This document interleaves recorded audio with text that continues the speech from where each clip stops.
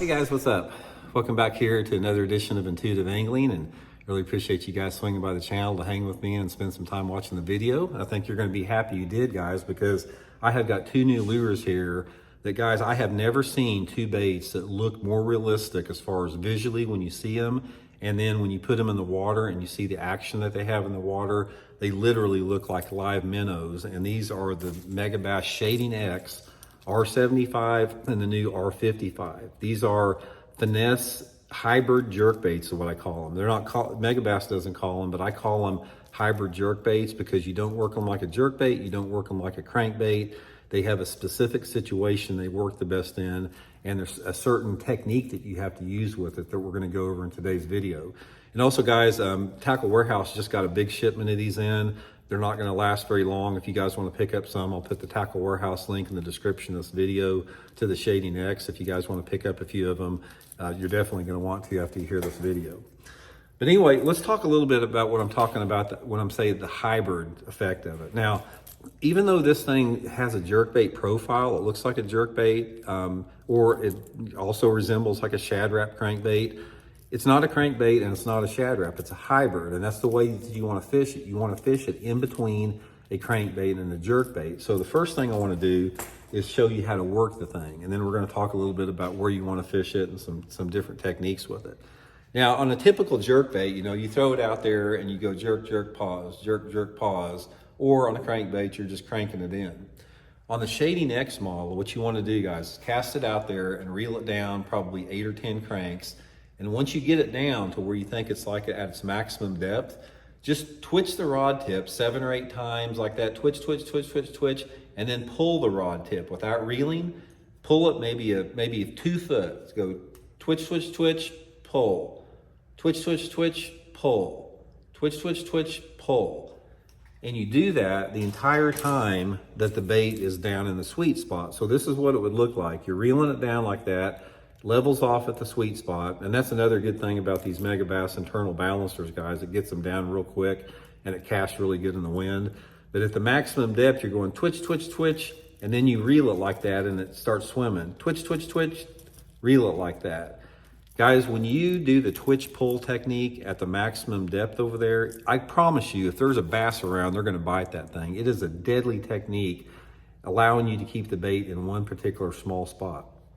Now, the thing that's really unique about the Shading X is, even though this looks like a jerk bait, and people would say, well, that's a clear water bait, I prefer a little bit of stain in the water. My experience with the Shading X here, the X75, which I fished quite a bit the last 2 years and smoked them here all over the Ozarks with it. Also, I've caught them good over the top of some submergent grass down in Texas at Sam Rayburn Lake, just reeling it over the top of it.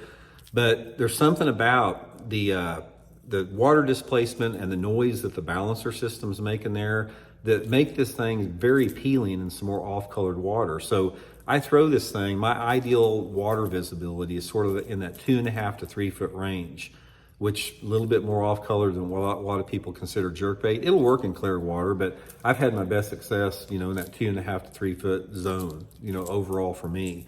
So that opens up a lot of different scenarios with it. Now, this thing, it works, as far as the depth goes, it works at a lot of different ranges. Like I said, the X75, I do have a lot of experience with it. I fish it on 6-pound test Seaguar and Vizex line.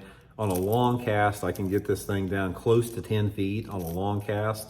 And then this little X55 here, even though I haven't fished it, I will be fishing this on 4-pound test Seaguar and Vizex, because you're going to get 10 to 15% more distance on 4-pound line and you get better feel with it. This thing looks to me like on 4-pound test, it's going to run down probably maybe 6 or 7 feet, which is going to be perfect for that. So that's your zone on it. And I use it on that Megabass Whip Snake spinning rod, medium action, 6 foot 11 inch. So the scenarios that I have done good on the hybrid on the R75 has been your typical wintertime places you fish a jerkbait. Even though I'm not fishing it like a jerkbait, I'm still fishing it around the same water, over ditches, off the secondary main lake points, off of steeper banks, same exact places I'd be fishing a jerkbait. And then the same for the little R55. I'm going to do the same thing with it. It's going to, be my primary wintertime bait. I can't wait to throw this thing in the middle of January, guys. When that fishing's tough, I'll probably put a little bit of a lead weight on it, some little lead on it, 4-pound test line. I can promise you this thing is going to be killer if you have a lake that's got spotted bass or smallmouth on it. Now, if you guys live on the northern tier states, like if you fish the Great Lakes, Lake Champlain, St. Clair, all that type of stuff, you can catch those big smallmouth all summer on this R75 here. This thing is going to be a great bait for that. Or same with the R55. If you guys, for example, fish Lake Champlain, I mean, not Lake Champlain, but Lake St. Clair up there, I can promise you, if you pick some of these R55s up, put it on a 4-pound line, you will get your rod broke by big smallmouth on this thing. This is the perfect bait fish size for it. So, but anyway, guys, I just wanted to clue you in on this. Shady Necks by Megabass, got them in at Tackle Warehouse, they're ready to go.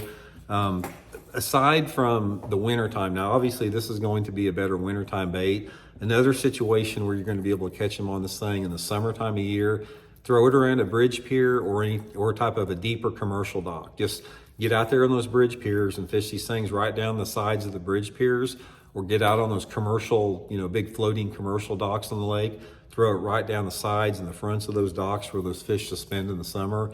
And I can promise you they'll gobble that up, especially if you got some, like a wave break, like a tire wave break or a metal wave break. Just try fishing that thing along the edge of it. But anyway, guys, just pick up a couple, give it a try. I'm really impressed with this. It takes a lot to impress me on a new lure. I can promise you guys when you see that thing, you'll know what I'm talking about. But hope it helps you guys catch a few. We'll talk later.